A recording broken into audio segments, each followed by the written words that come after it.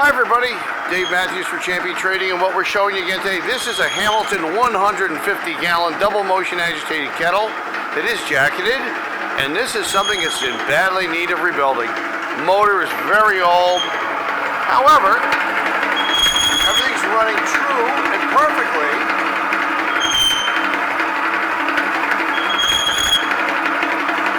So it's a good candidate for a rebuild. We will sell it that way or do it if time permits us to do so. You're hearing in there, the gears are in good condition. The noise you're hearing is coming from the motor. It is a tilt-out agitator. We may restore that, we're going to see. A little bit of pressure in the jacket, just make sure it's okay. It is missing its tag. So,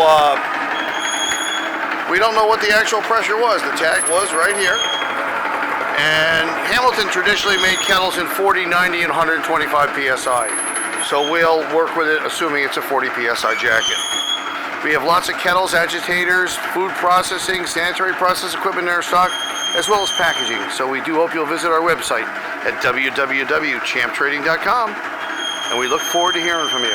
Thanks for joining us for this video today.